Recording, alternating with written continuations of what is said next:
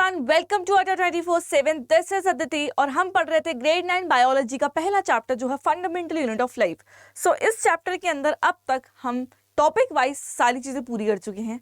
हम internal questions कर चुके हैं, हम एक्सरसाइज क्वेश्चंस भी कर चुके हैं, विद दैट हम प्रैक्टिस एमसीक्यू भी कर चुके हैं। और आज के सेशन में बारी है असर्शन रीजन क्वेश्चन की। बच्चे बोलते हैं मैम बहुत कंफ्यूजन होता है, कैसे करते हैं इसको सॉल्व। तो आज मैं आपको इसको सॉल्व करने की ट्रिक भी बताऊंगी, विद दैट मैं कुछ ऐसे प्रैक्टिस क्वेश्चंस आपको करवाऊंगी जो चैप्टर को on the whole cover up कर रहे हैं, और आप समझ भी जाओगे कि इस टाइप के अगर क्वेश्चन एग्जाम में आते हैं तो उनको कैसे सॉल्व करना है। So my dear students, assertion reason type के क्वेश्चन का फॉर्मेट होता है ये। आपको एक असर्शन दे रखा होता है और एक रीजन दे रखा होता है। आइडियली क्या होते हैं, दो स्टेटमेंट होते हैं। अब हमें क्या करना होता है, हमें उन स्टेटमेंट्स को पढ़ना होता है। हम सबसे पहले पढ़ते हैं असर्शन वाले स्टेटमेंट को, फिर हम पढ़ते हैं रीजन वाले स्टेटमेंट को। ठीक है, अब देखो असर्शन वाला जो स्टेटमेंट है वो एक स्टैंडर्ड स्टेटमेंट है। रीजन से आप क्या समझ रहे हो? रीजन मतलब क्या, उस असर्शन के रिस्पेक्ट में रीजन ठीक है कि नहीं है, हम उस तरीके से देखते हैं। मतलब एक जो स्टेटमेंट असर्शन का दे रखा है उसके रिस्पेक्ट में रीजन ठीक है या नहीं है, हमें ये बताना होता है। विद दैट 4 ऑप्शंस दे रखे होते हैं। पहला ऑप्शन कह रहा है कि भैया दोनों ही असर्शन और रीजन दोनों स्टेटमेंट ठीक है, और जो रीजन दे रखा है उस स्टेटमेंट का वो करेक्टली एक्सप्लेन कर रहा है जो कि असर्शन का स्टेटमेंट है। दूसरा वाला ये कहता है कि भैया दोनों ही असर्शन रीजन ठीक है, मगर रीजन जो है उस असर्शन वाले स्टेटमेंट का करेक्ट एक्सप्लेनेशन नहीं है। तीसरा कहता है कि भैया असर्शन वाला स्टेटमेंट ठीक है मगर रीजन जो है वो गलत है। और चौथा वाला कहता है कि दोनों ही असर्शन रीजन फॉल्स है। तो यही 4 ऑप्शंस आगे के 10 या 12 क्वेश्चंस में आपको देखने को मिलेंगे। तो ये है इसकी फॉर्मेट। अब हम पढ़ेंगे एक एक करके क्वेश्चंस, और आपको और अच्छी तरीके से क्लियर हो जाएगा कि हमें इन क्वेश्चंस को अप्रोच कैसे करना होता है। तो इसी के साथ हम देखते हैं अपना पहला क्वेश्चन। तो यहाँ पे क्वेश्चन हमसे क्या कह रहा है, असर्शन का एक स्टेटमेंट दे रखा है, इसी के साथ रीजन का भी एक स्टेटमेंट दे रखा है। असर्शन वाला स्टेटमेंट ये कह रहा है कि सारे प्लांट्स और एनिमल्स सेल्स के बने हैं। ठीक है, रीजन कह रहा है कि जो असर्शन है इसका रीजन, इसके रिस्पेक्ट में रीजन ये कह रहा है कि भैया प्लांट्स और एनिमल्स सारे कंपोज होते हैं सेल्स के, क्योंकि प्लांट्स और एनिमल्स डीएनए के बने होते हैं। अब असर्शन समझ गए, रीजन समझ गए, अब हमें बताना है इसका करेक्ट एक्सप्लेनेशन, यानी कि करेक्ट ऑप्शन चूज करना है। सो माय डियर स्टूडेंट्स, पहला ऑप्शन कह रहा है, पहला असर्शन कह रहा है, स्टेटमेंट कह रहा है कि प्लांट्स और एनिमल्स दोनों ही सेल्स के बने होते हैं। बात तो सही कह रहा है ना। हमने ये पढ़ा था कि जो सेल होती है वो basic, fundamental, structural, functional, tiny unit, building block वाली यूनिट होती है किसकी? लिविंग ऑर्गेनिज्म की। ठीक है, होती है। विद दैट मैंने आपको एक चीज सेशन के दौरान और बताई थी कि देखिए हमारे इर्द गिर्द बहुत सारी लिविंग चीजें भी प्रेजेंट है, बहुत सारी नॉन लिविंग चीजें भी प्रेजेंट है, मगर ऐसी कौन सी चीज है जो एक लिविंग को नॉन लिविंग से अलग कर रही है? That is none other than your cell only. तो भैया सेल एक ऐसी चीज है जो हर लिविंग ऑर्गेनिज्म में प्रेजेंट होगी, be it be unicellular, be it be multicellular, be it be prokaryotic और बी इट बी यूकैरियोटिक। ठीक है, तो अल्टीमेटली हर कोई लिविंग ऑर्गेनिज्म सेल का ही बना हुआ है। तो पहला असर्शन वाला स्टेटमेंट कह रहा है कि प्लांट्स और animals they are composed of cell. बिल्कुल सही बात है भैया, सेल स्ट्रक्चरल फंक्शनल यूनिट होती है, इनकी बेसिक फंक्शन सेल ही परफॉर्म कर रही है। तो ये स्टेटमेंट एब्सोल्युटली करेक्ट है। अब इसके रिस्पेक्ट में रीजन ये कह रहा है कि प्लांट और एनिमल्स डीएनए के बने होते हैं। ठीक है, अब अगर आपको स्ट्रक्चर याद हो प्लांट सेल और एनिमल सेल का जो मैंने आपको पढ़ाया था, तो मैंने आपको बताया था कि भैया डीएनए होता है, डीएनए सेल्स के अंदर प्रेजेंट होता है। ठीक है, और हमने प्लांट सेल और एनिमल सेल का अच्छी तरीके से स्ट्रक्चर भी पढ़ा है। अब अगर मैं बात करूं भैया, डीएनए के पास फंक्शनल सेगमेंट होते हैं, जीन्स जो कैरेक्टर्स कैरी करते हैं एक जनरेशन से दूसरी जनरेशन पे, ये हमें पता है। देखिए भैया, एक सेल होती है, सेल के अंदर पाया जाता है न्यूक्लियस। इस न्यूक्लियस के अंदर डिवाइडिंग स्टेज में आपको क्रोमोसोम विजिबल होते हैं। क्या बोला मैंने? डिवाइडिंग स्टेज में, जब सेल डिवाइड करने वाली होती है। अब इन्हीं क्रोमोसोम के हर क्रोमैटिड के पास होता है डीएनए। इस डीएनए के फंक्शनल सेगमेंट क्या होते हैं बच्चों? वो होते हैं जीन्स, और यही जीन्स कैरी करते हैं इंफॉर्मेशन एक जनरेशन से दूसरी जनरेशन में। तो हर और प्लांट और एनिमल डीएनए का बना होता है। बिल्कुल सही बात है यार, होता है, मतलब दे कंटेन्स डीएनए। इनके अंदर जो सेल होती है उनके अंदर डीएनए होता है, तो ये भी सही है, मतलब स्टेटमेंट दोनों ही सही है। अब तीसरी चुनौती, क्या जो रीजन है वो असर्शन को करेक्टली एक्सप्लेन कर रहा है? क्या लगता है आपको, कर रहा है? 2 मिनट के लिए वीडियो पॉज करो और मुझे बताओ जरा कमेंट सेक्शन में। खैर, जिनको पता है वेल एंड गुड, जिनको नहीं पता है मैं बता देती हूँ। देखिए, असर्शन भी सही है, रीजन भी सही है, मगर रीजन करेक्टली एक्सप्लेन नहीं कर रहा है असर्शन को। असर्शन ये कह रहा है कि भैया हर प्लांट और एनिमल जो हैं वो सेल्स के बने होते हैं, ठीक है। तो आइडियल रीजन ये होना चाहिए था कि हाँ, क्योंकि सेल स्ट्रक्चरल और फंडामेंटल यूनिट होती है लिविंग ऑर्गेनिज्म की। रीजन हालांकि ठीक है, मगर असर्शन को एक्सप्लेन नहीं कर रहा है। तो बताइए कौन सा ऑप्शन सही होना चाहिए? इसके लिए खैर मैंने थोड़ा सा एक्सप्लेनेशन भी आपके लिए लिखा था, ठीक है। खैर, कौन सा ऑप्शन ठीक होना चाहिए? सो ऑप्शन बी आपका ठीक होगा कि दोनों ही असर्शन रीजन करेक्ट है, मगर रीजन करेक्ट एक्सप्लेनेशन नहीं है असर्शन का। और ऐसा क्यों है आपको पता है भैया? वैसे हमें ये चीज़ मालूम है कि कोई भी प्लांट हो और एनिमल हो, they all are made up of cell, ये बात सही है। और जो सेल है उनके अंदर होता है डीएनए, ठीक है। डीएनए है, विद दैट हर कोई सेल है यार, सबको एनर्जी की रिक्वायरमेंट है, सबको ग्रो करना है, चाहे वो प्लांट हो चाहे वो एनिमल हो, ग्रो तो सभी कर रहे हैं ना। तो मैं ये बोल सकती हूँ कि हाँ, इस क्वेश्चन के अंदर असर्शन भी ठीक है, रीजन भी ठीक है, मगर रीजन वाला जो स्टेटमेंट है वो करेक्टली एक्सप्लेन नहीं कर रहा है असर्शन को। यहाँ अगर रीजन में ये लिखा होता कि cell is a basic structural and function unit of living organism, तो हाँ, हम ये बोलते थे कि चलो असर्शन भी ठीक है, रीजन भी ठीक है, और रीजन करेक्टली एक्सप्लेन भी कर रहा है असर्शन को, तो हम पहला वाला टिक करते। मगर इस केस में क्या है, असर्शन ठीक है, रीजन भी ठीक है, मगर रीजन करेक्टली एक्सप्लेन नहीं कर रहा है असर्शन को। अब तुम और ऑप्शंस भी देख लो, पहला वाला तो बिल्कुल ही इनकरेक्ट होगा, तीसरा वाला कह रहा है असर्शन ठीक है, रीजन फॉल्स है, मगर रीजन तो फॉल्स नहीं है, रीजन तो ट्रू है, तो ये भी गलत हो गया ऑप्शन। चौथा कह रहा है कि दोनों ही असर्शन रीजन फॉल्स है, ये तो सरासर गलत है, दोनों ही ठीक है। तो इसी के साथ आपका बी ऑप्शन हो गया करेक्ट ऑप्शन। तो थोड़ा आराम आराम से समझाया पहला क्वेश्चन कि अप्रोच समझ में आनी चाहिए क्वेश्चन की, ठीक है, तभी आगे क्वेश्चन कर पाओगे। चलो, इसी के साथ हम बढ़ते हैं अपने नेक्स्ट क्वेश्चन पे। Next question again an assertion reason type question. Assertion कह रहा है कि सारी नॉन लिविंग चीजें सेल्स की बनी होती हैं। रीजन कह रहा है कि वो सेल्स की इसलिए बनी होती है क्योंकि cell is a basic unit of non living things. क्या पढ़ के ही समझ में आ रहा है यार? पहला असर्शन देखो तुम, असर्शन कह रहा है नॉन लिविंग चीजें सेल्स की बनी होती है, पर क्या ऐसा होता है? हम जो लिविंग यानी कि जीवित, ठीक है, नॉन लिविंग, ठीक है, जो कि जीवित नहीं है, ये pen, this is not non living thing, मैं एक लिविंग थिंग, है ना।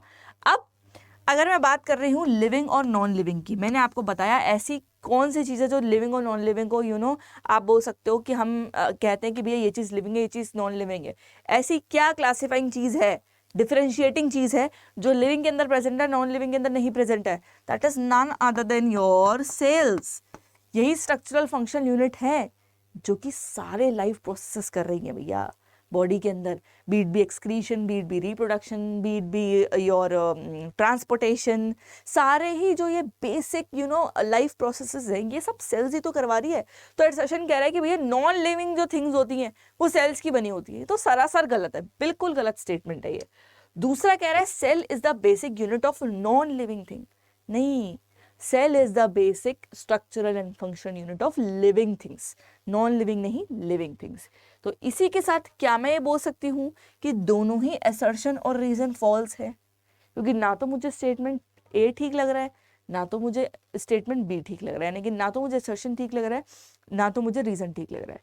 तो इसी के साथ दोनों ही असर्शन और रीजन इस स्टेटमेंट के अंदर फॉल्स हैं, ठीक है। समझ गए ना क्यों? हमेशा याद रखना, ऐसी वो कौन सी क्लासिफाइंग चीज़ है जो एक लिविंग को नॉन लिविंग से अलग कर रही है, वो आपकी सेल ही है। सेल आपके लिविंग ऑर्गेनिज्म की बेसिक स्ट्रक्चरल और फंक्शनल यूनिट होती है, ठीक है। अब moving to the next question, जो अपन को ये बोल रहा है कि असर्शन वाले स्टेटमेंट के अंदर दे रखा है कि कुछ cells like amoeba have changing shape. मतलब जो अमीबा होता है that is your unicellular organism, इसके क्या है, ये अपना शेप चेंज करता रहता है। और इसका रीजन इन्होंने ये दिया है कि unicellular organism show cell shape changing features, ठीक है। मतलब रीजन ये बोल रहा है कि जो यूनिसेल्युलर ऑर्गेनिज्म जो एक सेल के बने होते हैं वो क्या कैरेक्टरिस्टिक शो करते हैं, वो ये शो करते हैं कि उनके पास हमेशा और हमेशा ये शेप चेंजिंग फीचर होता है। तो अब आप खुद दिमाग लगाओ, क्या ऐसा आपने कभी सुना है कि भैया यूनिसेल्युलर ऑर्गेनिज्म है तो हमेशा शेप चेंज करता रहेगा? सुना है आपने? पहला असर्शन कह रहा है कि भैया अमीबा हैव चेंजिंग शेप। तो अगर आपको याद हो, मैंने आपको पढ़ाया था क्या चीज़, एंडोसाइटोसिस पढ़ाया था। एंडोसाइटोसिस के अंदर मैंने आपको फेगोसाइटोसिस बताया था, और मैंने आपको बोला था कि जो अमीबा होता है वो एक यूनिसेलुलर ऑर्गेनिज्म होता है, ठीक है। यूनिसेलुलर ऑर्गेनिज्म है, विद दैट इसकी जो प्लाज्मा मेम्ब्रेन है वो बड़ी ही फ्लेक्सिबल होती है। Plasma membrane is a thin flexible layer, so the plasma membrane of amoeba is really flexible. अब वो फ्लेक्सिबल है तो भैया इसको कैसे बेनिफिशियल है? Let's say there is a food particle, अब ये फूड पार्टिकल अमीबा के पास आया, तो अमीबा की प्लाज्मा मेम्ब्रेन तो बड़ी फ्लेक्सिबल है, वो क्या करेगी, वो फिंगर लाइक प्रोजेक्शंस बना लेगी जिसको अपन सूडोपोडिया बोलते हैं। इन सूडोपोडिया के थ्रू, जो कि फिंगर लाइक प्रोजेक्शंस होते हैं, वो खाने को लेगी अपने अंदर और एक टेम्पररी फूड वैक्यूल का फॉर्मेशन करती है। फिर बाकी फंक्शंस अलग है कि भैया लाइसोसोम जाके चिपकता है, वो उस खाने को डाइजेस्ट कराता है, दैट इज अनदर थिंग। यहाँ पे मैं ये बताना चाह रही हूँ कि इसकी जो प्लाज्मा मेम्ब्रेन होती है, हाँ वो फ्लेक्सिबल होती है, और फ्लेक्सिबल होने का एक रीजन मैंने आपको बता दिया कि भैया फूड पार्टिकल है, उसको लेना है, इसको इनगल्फ करना है। हर कोई सेल अपना शेप चेंज नहीं करती, जैसे ह्यूमंस के अंदर भी नर्व सेल जो होती है वो अपना शेप चेंज नहीं करती है, ठीक है। तो जरूरी नहीं है कि हर कोई सेल अपना शेप चेंज करेगी। अमीबा, हाँ हम ये बोल सकते हैं it is having changing shape. अब दूसरा कह रहा है यूनिसेलुलर ऑर्गेनिज्म शो, इसके रिस्पेक्ट में रीजन लिखा है। तो सबसे पहले अप्रोच क्या रहेगी, पहले तो रीजन पढ़ो, क्या तुमको रीजन ठीक लग रहा है नहीं लग रहा है। तो रीजन ये कह रहा है कि यूनिसेलुलर ऑर्गेनिज्म जो होते हैं वो सेल शेप चेंजिंग फीचर हमेशा और हमेशा शो करते हैं। कैसा होता है खुद बताओ। अब इस स्टेटमेंट को पढ़ने के बाद आप देखो क्या ये असर्शन वाला जो स्टेटमेंट है ये इसको सेटिस्फाई कर पा रहा है। अगर रीजन में ये लिखा होता कि अमीबा की प्लाज्मा मेम्ब्रेन बड़ी फ्लेक्सिबल होती है इसलिए वो अपना शेप चेंज करता है, ठीक है, तो ये थोड़ा जस्टिफाई कर रहा है किसको, असर्शन को। मगर यहाँ पे आपको लग रहा है कि ये चीज जस्टिफाई कर रही है इसको? नहीं, मुझे तो नहीं लग रहा, ठीक है। खैर इसी के साथ आपका ऑप्शन सी ठीक है, क्योंकि असर्शन ठीक है और रीजन गलत है। विद दैट हर कोई यूनिसेलुलर ऑर्गेनिज्म ये शेप चेंजिंग फीचर नहीं शो करता है भाई। मैंने आपको बताया ना कि कुछ ऑर्गेनिजम्स हैं जो अपना सेल का शेप चेंज कर रहे हैं, unicellular organism like amoeba, but जरूरी नहीं है कि हर कोई यूनिसेलुलर ऑर्गेनिज्म अपना शेप चेंज कर रहा है। इवन मल्टीसेलुलर ऑर्गेनिज्म के अंदर भी कुछ सेल्स है जो अपना शेप चेंज नहीं करती है। That is what I want to say कि भैया जरूरी नहीं है कि हर सेल अपना शेप चेंज करती रहे, कुछ कुछ करती भी है, कुछ कुछ नहीं भी करती है। तो इसके अंदर असर्शन तो हमें ठीक लग रहा था, क्योंकि असर्शन कह रहा है कि भैया अमीबा अपना शेप चेंज करता है, सो वी नो वो करता है क्योंकि उसकी plasma membrane is thin flexible membrane. तो वो क्या करती है, वो फूड पार्टिकल को एनगल्फ कर लेती है। अमीबा जो है it forms temporary finger like projection जिसको अपन बोलते हैं सूडोपोडिया। दूसरा रीजन ये कह रहा है unicellular organism show shape changing features, नहीं ऐसा नहीं होता, जरूरी नहीं है कि वो करेंगे, कर भी सकते हैं नहीं भी कर सकते हैं। तो इसी रिस्पेक्ट में आपका ऑप्शन सी होता है ठीक, क्योंकि ये कह रहा है कि असर्शन ट्रू है और रीजन है फॉल्स। यही हमारा करेक्टली इसको जस्टिफाई कर रहा है, ठीक है। अब नेक्स्ट क्वेश्चन कह रहे हैं थोड़ा सा रिलेटेड है पिछली वाले से। पहला असर्शन स्टेटमेंट क्या कह रहा है कि कुछ cells like amoeba have changing shape, और ये हमने अभी देखा, हाँ इनका होता है। मगर यहाँ पे रीजन थोड़ा सा अलग आ गया। रीजन कह रहा है कि unicellular organism show characters of prokaryotic cell, ठीक है। तो सबसे पहला स्टेटमेंट है, मतलब असर्शन वाला स्टेटमेंट है कि अमीबा अपने शेप चेंज करता है, बिल्कुल करता है, प्लाज्मा मेम्ब्रेन फ्लेक्सिबल है, उसको फूड पार्टिकल को लेना है। रीजन क्या, इसका रीजन ये है कि हर कोई यूनिसेलुलर ऑर्गेनिज्म वो शो करता है प्रोकैरियोटिक सेल की कैरेक्टरिस्टिक। कैसा है प्रोकैरियोटिक सेल से अपन क्या समझते हैं, इस तरीके की सेल जिनके पास कोई वेल डिफाइंड न्यूक्लियस नहीं होता, ठीक है। प्रोकैरियोटिक सेल से अपन क्या समझते हैं, जिनके पास कोई मेम्ब्रेन बाउंड ऑर्गेनल्स नहीं होते, so with no membrane bound organelles, ठीक है।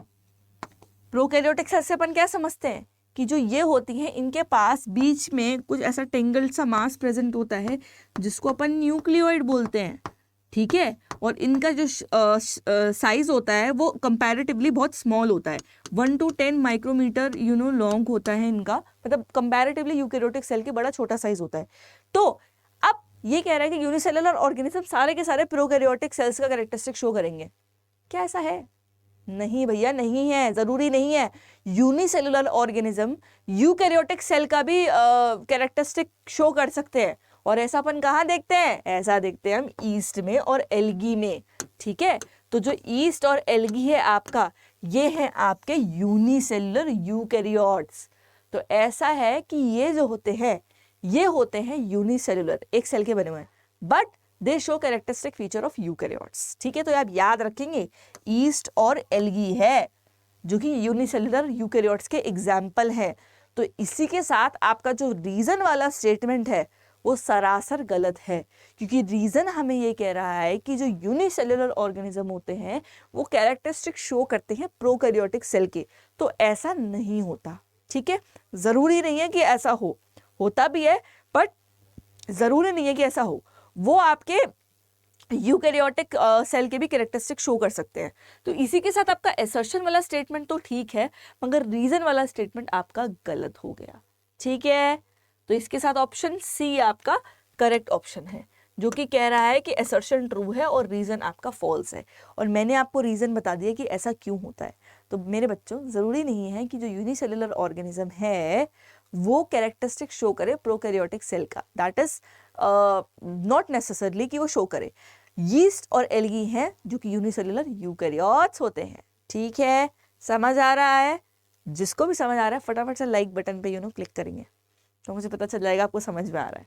खैर, moving to the next question, जो हमें कह रहा है कि जो प्लाज्मा एसर्शन स्टेटमेंट कह रहा है कि जो प्लाज्मा मेम्ब्रेन होती है वो सेल के बाहर प्रेजेंट होती है। ठीक है, रीजन ये कह रहा है जो प्लाज्मा मेम्ब्रेन है वो सेल के बाहर प्रेजेंट होती है, और क्या ये कह रहा है कि सेल के बाहर काम करती है। मतलब देखो, ये स्टेटमेंट से ये बोलना चाह रहा है कि सेल के बाहर प्लाज्मा मेम्ब्रेन कुछ काम करती है, इसलिए वो सेल के बाहर प्रेजेंट होती है। तो रीजन पहले असर्शन पढ़ते हैं फिर रीजन देखते हैं। ठीक है, असर्शन वाला स्टेटमेंट कह रहा है plasma membrane is present outside the cell. ठीक है, क्या होती है ये आउटसाइड द सेल? होती तो है भैया, है। खैर चलो, आपने देखा है भैया ये सेल है, सेल के बीच में क्या होता है? न्यूक्लियस होता है, और ये होती है आपकी प्लाज्मा मेम्ब्रेन जिसको अपन सेल मेम्ब्रेन भी बोलते हैं, पीएमसीएम। ठीक है, सेलेक्टिवली परमिएबल मेम्ब्रेन होती है, अलाउ करती है क्या? एग्जिट और एंट्री ऑफ सम चुनिंदा मॉलिक्यूल्स, और उन चुनिंदा मॉलिक्यूल्स में आती हैं आपकी गैसेस जैसे CO2 एंड ऑक्सीजन, जो कि डिफ्यूजन के थ्रू प्लाज्मा मेम्ब्रेन के थ्रू ट्रांसफर हो जाती हैं। तो खैर, ये जो प्लाज्मा मेम्ब्रेन होती है ये सेल के बाहर प्रेजेंट है, मतलब सेल के सराउंडिंग में प्रेजेंट है। आई वुड नॉट से बाहर एक्चुअली, ठीक है, सेल के आउटर मोस्ट कवरिंग है। अब रीजन इसका क्या है? रीजन ये कह रहा है कि भैया ये बाहर काम कर रही है इसलिए सेल के बाहर प्रेजेंट है। ठीक है, तो आप एक बात बताओ, क्या रीजन जो है आपको जस्टिफाइबल लग रहा है कि भैया हाँ ये इसको जस्टिफाई कर रही है? देखो, प्लाज्मा मेम्ब्रेन एक सेलेक्टिवली परमिएबल मेम्ब्रेन है। ठीक है, क्या बोला मैंने? सेलेक्टिवली परमिएबल मेम्ब्रेन है, ये अलाउ करती है एंट्री और एग्जिट ऑफ सम मॉलिक्यूल्स। तो आइडियली ये रीजन इसको सेटिस्फाई कर रहा है। ठीक है, काम तो बताओ भैया, क्या काम तो बहुत सारी चीजें करती है सेल के अंदर, क्या काम कर रही हैं स्पेसिफिकली रीजन बताइए भाई। तो इस प्लाज्मा मेम्ब्रेन का ये काम है, बड़ी ही थिन मेम्ब्रेन होती है, बड़ी ही फ्लेक्सिबल मेम्ब्रेन होती है, और भाई एनिमल के अंदर सराउंडिंग में पाई जाती है, एनिमल सेल के अंदर। प्लांट के अंदर होती है आपकी सेल वॉल। ठीक है, एनिमल में देखी जाती है प्लाज्मा मेम्ब्रेन, प्लांट में भी होती है बट बाहर सेल वॉल भी होती है उनके। वो सेल वॉल है, क्या काम करती है प्लांट के अंदर, जरा बताओ मुझे कमेंट सेक्शन में लिख के। ठीक है, मैं इस पर डिटेल एक वीडियो बना चुकी हूँ। तो भैया इसी के साथ असर्शन तो ठीक है मगर रीजन गलत है यार। क्या रीजन है ये? Plasma membrane did work outside the cell, hence it is present outside the cell. इससे अपन कुछ जस्टिफाई कर पा रहे हैं क्या? काम कर रही है, क्या काम कर रही है? वी हैव टू स्पेसिफाई कि सिलेक्टिवली परमिएबल मेम्ब्रेन होती है, अलाउ करती है entry of exit of some molecules. ठीक है, एक्सचेंज अलाउ कर रही है, so that is your particular reason. ठीक है, ओह ये बाद में आ गए, ठीक है, इमर्ज होके, पहले आने चाहिए थे। खैर, बात समझ में आ गई इतनी? क्या है, आप कोई भी असर्शन रीजन क्वेश्चन पकड़ोगे, पहले पढ़ोगे असर्शन, फिर पढ़ोगे रीजन, और तीसरे वाली शिफ्ट में पढ़ोगे कि क्या जो ये रीजन दे रखा है ये असर्शन को सेटिस्फाई कर पा रहा है, मतलब ये जो रीजन है क्या ये सही है असर्शन के रिस्पेक्ट में, तब लिखोगे अपना आंसर सही। ओके, चलो moving to the next question. यहाँ पे कह रहा है कि plasma membrane is present outside the cell, उसी से थोड़ा रिलेटेड है, और रीजन कह रहा है जो प्लाज्मा मेम्ब्रेन होती है वो नेचुरली स्टिक करती है सेल के बाहर। ठीक है, ये बोल रहा है कि जो सेल है इसकी जो प्लाज्मा मेम्ब्रेन है ये सेल के बाहर प्रेजेंट है। और अभी हमने लास्ट क्वेश्चन में देखा कि हाँ ये बात तो सही है, प्लाज्मा मेम्ब्रेन और सेल मेम्ब्रेन होती तो सेल के बाहर ही, आउटसाइड होती है, आउटर मोस्ट कवरिंग होती है, ठीक है, सेलेक्टिवली परमिएबल होती है। अब दूसरा कह रहा है कि ये नेचुरली स्टिक करती है सेल के बाहर। नेचुरली स्टिक, इससे अपन क्या समझ रहे हैं क्या, और क्या ये स्टेटमेंट आपके असर्शन को जस्टिफाई कर पा रहा है? मुझे तो नहीं लगता। सेम इसका भी वही रीजन है भैया कि जो सेलेक्टिवली परमिएबल मेम्ब्रेन है अलाउ करेगी entry and exit of some molecules. यही रीजन है कि वो सेल के बाहर प्रेजेंट होती है, सेल के अंदर नहीं प्रेजेंट होती है। विदाउट बड़ी थिन फ्लेक्सिबल मेम्ब्रेन होती है, नहीं होगी तो एक्सचेंज कैसे होगा? ये नहीं होगी तो सेल के साइटोप्लाज्म में जितनी चीजें हैं निकल जाएंगी बाहर, सेल अपने फंक्शन कैसे परफॉर्म करेगी? तो ये एक बैरियर का भी काम कर रही है कि सेल के बाहर और सेल के अंदर वाली जो चीजें हैं एक्सचेंज करवा रही है, बिहेविंग एज अ बैरियर। ठीक है, बात समझ में आ गई? तो अब ये बाद में दोबारा से प्रकट होंगे, ठीक है। खैर, सी वाला आंसर ठीक है कि असर्शन आपका ट्रू है, रीजन आपका फॉल्स है, और मैंने आपको बताया क्यों फॉल्स है, ठीक है। बट जब भी क्वेश्चन पढ़ते हो ना कोई भी, उससे रिलेटेड कंसेप्ट रिवाइज करा करो। अरे प्लाज्मा मेम्ब्रेन पड़ी थी, हाँ थिन फ्लेक्सिबल होती है, सेल के आउटसाइड में प्रेजेंट होती है, अलाउ कर दी exchange and entry and exit of some चुनिंदा मॉलिक्यूल्स, ठीक है, अंदर की चीजों को बाहर जाने नहीं देती है, as a barrier, you know it behaves as a barrier. तो रिकॉल करा करो चीजें। चलो समझ में आया? ठीक है, अब नेक्स्ट क्वेश्चन है क्या, देखो फिर से ये असर्शन हमारा पीछा नहीं छोड़ रहा है, ठीक है, इसका अपन सही रीजन निकलवा के छोड़ेंगे। असर्शन कह रहा है कि भैया प्लाज्मा मेम्ब्रेन प्रेजेंट है आउटसाइड ऑफ द सेल। बात तो ठीक है। दूसरा कह रहा है कि जो प्लाज्मा मेम्ब्रेन होती है वो सेल को प्रोटेक्ट करती है और सेपरेट करती है सेल के अंदर के content from its external environment में। क्या ये सही है? एब्सोल्युटली, ठीक है। वही बात जो मैंने बोली इससे पहले, प्लाज्मा मेम्ब्रेन है बड़ी ही प्रोटेक्टिव लेयर है। प्रोटेक्शन कैसे देती है? कोई भी डिजीज कॉजिंग पैथोजन बॉडी में अंदर आ गया तो क्या हर कोई पैथोजन आपकी सेल के अंदर एंटर कर जाएगा? नहीं, ये प्रोटेक्शन करके रखती है, प्रोटेक्शन करवाती है। एंड इवन जो सेल के अंदर के कंटेंट्स होते हैं जो साइटोप्लाज्म में प्रेजेंट होते हैं, क्या क्या होते हैं भैया? काफी सारे सेल ऑर्गेनल्स होते हैं। अब तुम खुद सोचो, अगर ये प्लाज्मा मेम्ब्रेन नहीं होती तो ये ऑर्गेनल्स बाहर नहीं चले जाते, सेल अपना स्ट्रक्चरल इंटीग्रिटी कैसे मेंटेन करके रखती? खुद बताओ। इसलिए भैया प्लाज्मा मेम्ब्रेन बहुत ही you know protective, thin, flexible, कुछ भी बोल सकते हो, मेम्ब्रेन है जिसका काम है सेल के अंदर के कंटेंट को बाहर के कंटेंट से सेपरेट करना। विद दैट सेल के बाहर प्रेजेंट होती है, सेलेक्टिवली परमिएबल मेम्ब्रेन होती है। तो यस, यहाँ हमें अपना रीजन मिला है, ठीक। तो इस केस में दोनों ही असर्शन और रीजन करेक्ट है आपके, एंड इवन रीजन भी आपका करेक्ट एक्सप्लेनेशन दे रहा है किसका? असर्शन का। ठीक है, समझ आ गया? आ गया, आ गया, आ गया, नहीं आया? आया तो फटाफट लाइक कर दो सेशन को। चलो, इसी के साथ ए वाला आपका ठीक है, और क्यों ठीक है ये मैंने आपको बता दिया है ना। प्लाज्मा मेम्ब्रेन के रिस्पेक्ट में जिसने अभी टॉपिक नहीं पढ़ा है, छोटे छोटे से टॉपिक हैं यार, प्लीज पढ़ा करो जाके, जो मैंने बनाए हैं बहुत हेल्पफुल हैं, इवन अभी के लिए नहीं, आपके 11th के लिए भी। तो ये जो छोटे छोटे टॉपिक्स हैं प्लीज जाइए थोड़ा देखिए उनको, बहुत हेल्पफुल रहेंगे आपके लिए, ठीक है। ये जो डिफ्यूजन ऑस्मोसिस होता है, एक बात और बतानी थी, ये भी भैया इसी के थ्रू होता है, ठीक है। चलो एक आगे असर्शन रीजन क्वेश्चन आएगा, उसमें हम अच्छे से पढ़ेंगे इसको, ठीक है। नेक्स्ट क्वेश्चन, असर्शन कह रहा है कि जो मेम्ब्रेन होती है it is also known as selectively semi permeable membrane, ठीक है। और रीजन कह रहा है कि मेम्ब्रेन इज प्रेजेंट सेल के इनसाइड। बताओ भैया, बताओ बताओ बताओ। सेलेक्टिवली सेमी परमिएबल मेम्ब्रेन अपन इसको बोलते हैं, और रीजन कह रहा है जो मेम्ब्रेन है वो सेल के अंदर प्रेजेंट होती है। तो तुम रीजन तो देखते ही समझ गए होगी ये रीजन तो पक्का गलत है, क्योंकि मेम्ब्रेन तो बाहर प्रेजेंट होती है नहीं होती है? ये आपको क्या सेल के अंदर दिख रही है? यहाँ होती है प्लाज्मा मेम्ब्रेन, ये आउटर मोस्ट कवरिंग होती है भैया प्लाज्मा मेम्ब्रेन, ठीक है। Here we are talking about animal cell, don't get confused, ठीक है। प्लांट की बात हो रही होती तो सेल वॉल के रिस्पेक्ट में बात हो रही होती, इसके बाहर अगर सेल वॉल भी आ जाए बन जाएगी आपकी प्लांट सेल। खैर एनिमल सेल की बात हो रही है, ठीक है। तो एनिमल सेल के अंदर ये सेलेक्टिवली परमिएबल मेम्ब्रेन होती है, और अपन इसको सेलेक्टिवली परमिएबल मेम्ब्रेन क्यों बोलते हैं? सेलेक्टिवली परमिएबल मेम्ब्रेन क्यों बोलते हैं? क्योंकि सेलेक्टिव है बड़ी, ठीक है। मतलब कुछ ही लोगों को आने देगी घर में, कुछ ही लोगों को नहीं आने देगी घर में, ठीक है। जैसे आप अपना पेट वेट पालते हो ना, डॉगी वॉगी, बड़े सेलेक्टिव होते हैं, आरा वगैरह नत्तू वगैरह घर में एंटर नहीं करने देते। ऐसे ही सेलेक्टिवली परमिएबल मेम्ब्रेन है प्लाज्मा मेम्ब्रेन, ठीक है, जिनको जानते हैं डॉगी उन्हीं को तो एंटर करने देते हैं घर में, वरना खा जाते हैं, ठीक है। खैर, यहाँ जो सेमी परमिएबल मेम्ब्रेन है प्लाज्मा मेम्ब्रेन, ये अलाउ करती है entry and exit of only some molecule, जो नेसेसरली नहीं है, सेल को रिक्वायर्ड नहीं है, उनको नहीं आने देगी अंदर, ठीक है। तो जो सेमी परमिएबल मेम्ब्रेन है जिन चीज़ों का अलाउ करती है उनमें से कुछ आती हैं आपकी गैसेस। कौन सी gases? Like oxygen, like your CO2। ये गैसेस डिफ्यूज करती है, और डिफ्यूज कैसे करती है? दे डिफ्यूजेस थ्रू प्लाज्मा मेम्ब्रेन, ठीक है। कैसे करती है भैया? हाई टू लो कंसंट्रेशन जाती हैं, ठीक है। लेट्स से सेल के अंदर आपकी ऑक्सीजन की मात्रा ज़्यादा हो गई तो वो, सॉरी, सेल के बाहर आपकी ऑक्सीजन की मात्रा ज़्यादा हो गई तो, एक बार फिर से बना लेते हैं क्लियरली। तो क्या होगा, अगर बाहर सेल के बाहर ऑक्सीजन की मात्रा ज़्यादा है तो वो बाहर से अंदर की तरफ मूव करेगा। आपको पता है डिफ्यूजन के अंदर क्या होता है भैया?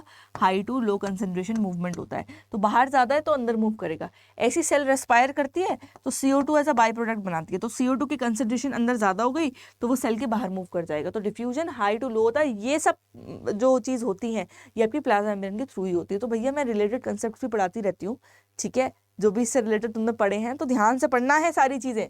तो मेरे बच्चों, ऑप्शन डी आपका हो गया सही आंसर, क्योंकि इसके अंदर कह रहा है कि मेम्ब्रेन को अपन सेलेक्टिवली सेमी परमिएबल मेम्ब्रेन कहते हैं, सेलेक्टिवली परमिएबल मेम्ब्रेन बोलते हैं, ठीक है। With that membrane is present inside of the cell. ये तो बिल्कुल ही गलत है भैया, मेम्ब्रेन बाहर प्रेजेंट होती है सेल के, ठीक है। बात समझ आ गई? चलो मैम थोड़ा जल का सेवन कर ले। अब बढ़ते हैं नेक्स्ट क्वेश्चन की तरफ, ठीक है। मजा आ रहा है असर्शन रीजन करने में? चलो नेक्स्ट क्वेश्चन हमसे असर्शन ये कह रहा है कि जो कार्बन डाइऑक्साइड होती है और ऑक्सीजन होती है, they move across the cell membrane by diffusion process, ठीक है। डिफ्यूजन के प्रोसेस से मूव करती हैं। रीजन कह रहा है कि जो कार्बन डाइऑक्साइड और ऑक्सीजन होती है, they are important gases which generates क्या है भैया? इनसाइड द बॉडी, ठीक है। तो अब आप खुद बताओ, कार्बन डाइऑक्साइड और ऑक्सीजन सेल मेम्ब्रेन से मूव करती है through the cell membrane by the process of diffusion. मैंने आपको बताया, देखो होता क्या है ना, जब भी हम ब्रीद इन करते हैं हम लेते हैं अंदर ऑक्सीजन। वो सारे मैकेनिज्म बड़े विस्तार से 10th में पढ़ोगे, थोड़ा सा डिस्क्राइब कर दे रही हूँ। ये ऑक्सीजन ना आपका ब्लड के अंदर जाता है, ब्लड के थ्रू ये जाता है आपका सेल्स के पास। अब यहाँ पे आई सेल, सेल करेगी क्या? सेल करेगी आपकी रेस्पायर। वो क्या करेगी? रेस्पिरेशन के टाइम पे जो ऑक्सीजन आया है, जो ब्लड में प्रेजेंट है, उसको अपने अंदर ले लेगी, ठीक है। अब अंदर कैसे लेगी? बाहर ऑक्सीजन ब्लड में ज़्यादा है, सेल के अंदर कम है, हो जाएगा भैया डिफ्यूजन। और डिफ्यूजन कैसे हो जाएगा? It will happen through your plasma membrane, ठीक है। कैसे हो रहा है भैया? हाई कंसंट्रेशन से लो कंसंट्रेशन पे आपके सोल्यूट के मॉलिक्यूल्स मूव कर रहे हैं। फिर जब सेल रेस्पायर करती है, फूड स्टफ को ऑक्सीडाइज करती है। वो फूड स्टफ में भी तो होता है ना, खाना अपन खाते हैं उसको भी ऑक्सीडाइज करना होता है। ऑक्सीडाइज करने के लिए, ठीक है, ऑक्सीजन तो चाहिए होगी। ऑक्सीडाइज से क्या मतलब समझते हो? कोई भी ऐसी रिएक्शन जो ऑक्सीजन के प्रेजेंस में हो रही हो। तो जब अपन खाना भी खाते हैं तो वो खाना भी ऑक्सीडाइज होता है, ठीक है। तो जब वो ऑक्सीडाइज होता है एज अ बाई प्रोडक्ट में वो एनर्जी निकालता है, प्लस जब सेल रेस्पायर कर रही है, ये मैं बोल सकती हूँ ना, आइडियली रेस्पायर कर रही है, तो वो बाई प्रोडक्ट में रिएक्शन के बाद कार्बन डाइऑक्साइड बनाती है। तो जब कार्बन डाइऑक्साइड बनी तो वो सेल के अंदर उसकी मात्रा हो गई ज़्यादा, तो वो क्या कर जाएगी? सेल के बाहर निकल जाएगी। और सेल के बाहर जब निकलेगी, इस प्रोसेस को भी अपन डिफ्यूजन कहते हैं।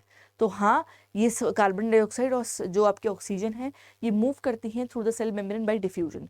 दूसरा कह रहा है कि ये कार्बन डाइऑक्साइड और ये ऑक्सीजन आपके इंपॉर्टेंट गैसेस हैं जो कि बॉडी के अंदर बनती हैं। क्या ये सारी गैसेस अंदर बनती हैं? ऑक्सीजन कब से अंदर बनने लगी भैया? हमने CO2 तो सुना भैया बाई प्रोडक्ट की तरह निकल रही है। ऑक्सीजन तो अपन बाहर से लेते हैं, नहीं लेते हैं। तो ideally your assertion is true and reason is false. और रीजन क्यों फॉल्स है? स्टेटमेंट ही गलत है भैया।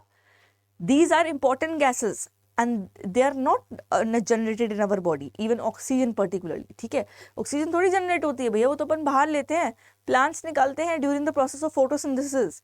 कार्बन डाइऑक्साइड और वाटर मिल के ग्लूकोज बनाता है प्लांट्स के अंदर, फोटोसिंथेसिस वाली रिएक्शन, और as a by product oxygen निकलता है। तो वही ऑक्सीजन तो अपन अंदर ले रहे हैं जो एटमॉस्फेयर में जा रहा है, ठीक है। बात समझ आ गई?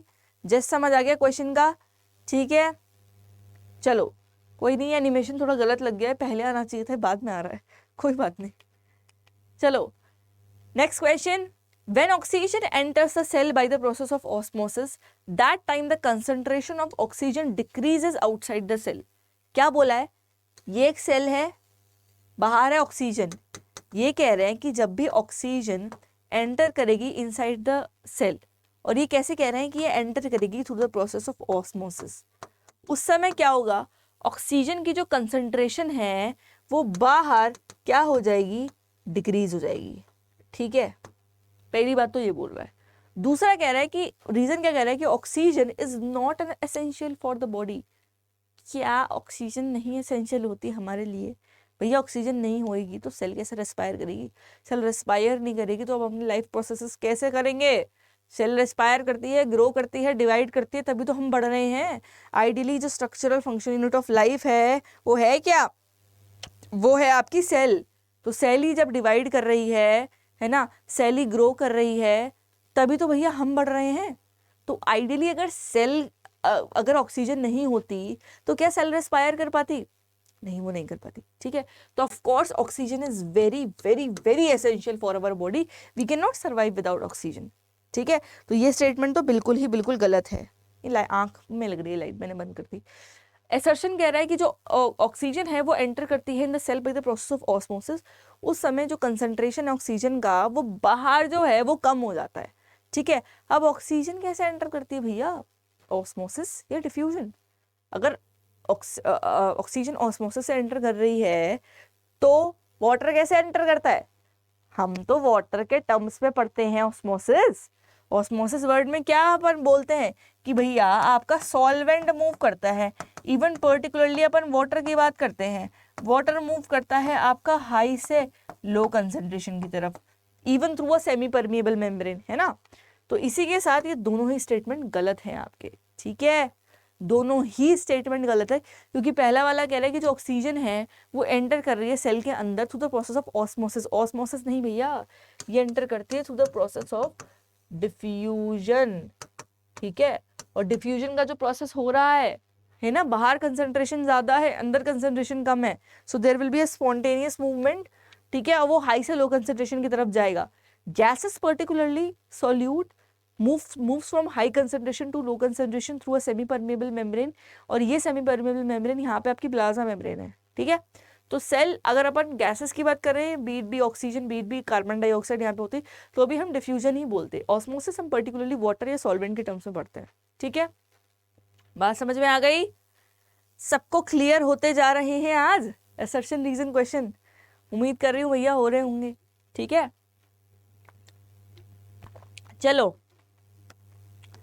नेक्स्ट क्वेश्चन ये कह रहा है कि रेजिन, किशमिश स्वेल कर जाती है when it gets contacted with the water. मतलब वाटर, अगर अपन के पास बाहर पानी है और हम उसमें किसको डाल रहे हैं, हम उसके अंदर रेजिन को डाल रहे हैं, तो ये रेजिन कुछ टाइम बाद क्या हो जाएगा, ये जाएगी फूल।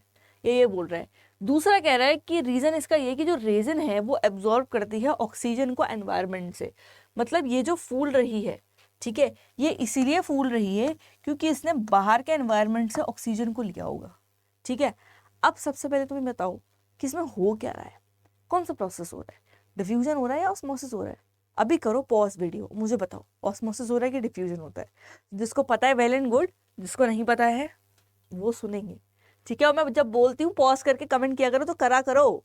ठीक है, मैं भी थोड़ा बाद में देखूंगी तुम लोगों ने कितने अच्छे से लेक्चर सुना है। तो ऑक्सीजन है भैया अंदर आ रही है। ठीक है, O2 अंदर आ रही है, ऑक्सीजन, या फिर इवन यहाँ पे अगर कार्बन डाइऑक्साइड भी होती ना, so we would be talking about your diffusion. हम डिफ्यूजन की बात कर रहे होते हैं। ठीक है, यहाँ पर्टिकुलरली हम वाटर के कंटेक्स्ट में पढ़ रहे हैं, और वाटर के कंटेक्स्ट में जब भी हम चीज पढ़ेंगे हम बोलेंगे उसको ऑस्मोसिस। ठीक है, अब यहाँ पे बोल रहा है कि रेजिन ने स्वेल किया जब हमने इसको पानी के अंदर डाला, पक्का इसके अंदर ऑस्मोसिस हुआ होगा। ठीक है, देखो ऑस्मोसिस हुआ होगा किसके अंदर, रेजिन के अंदर। होता क्या है ना, जैसे रेजिन है, ठीक है, रेजिन पड़ी है बाहर, किसमें, बाहर पड़ी है ये पानी में, मतलब इसके सराउंडिंग में आप बोल दो पानी ही पानी है ये। ठीक है, अब क्या होगा, देखो क्या मैं ये बोल सकती हूँ कि बाहर आपकी सॉल्वेंट, इवन मैं बोल सकती हूँ कि वाटर की कंसंट्रेशन ज़्यादा है, बाहर की बात कर रही हूँ, बाहर मतलब रेजिन के बाहर सॉल्वेंट या वाटर की कंसंट्रेशन ज़्यादा है, क्या मैं बोल सकती हूँ?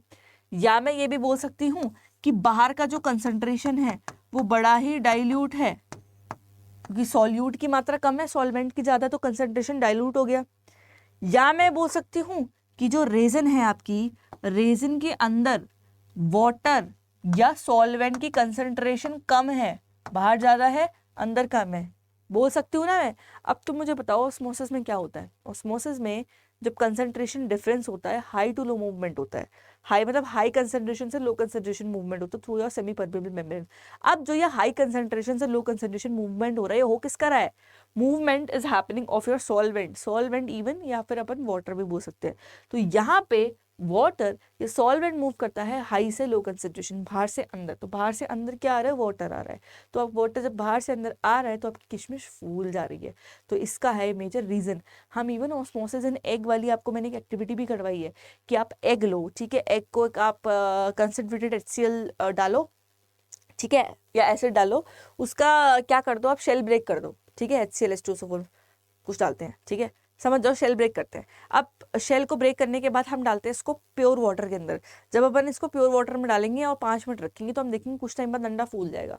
क्यों फूलेगा? क्योंकि वहां भी ऑस्मोसिस हुआ, बाहर से अंदर पानी का मूवमेंट हुआ है, ठीक है। तो जब भी कभी बाहर की साइड में पानी ज्यादा होता है तो मूवमेंट होता है बाहर से अंदर, ठीक है, यही अपन बोलते हैं ऑस्मोसिस।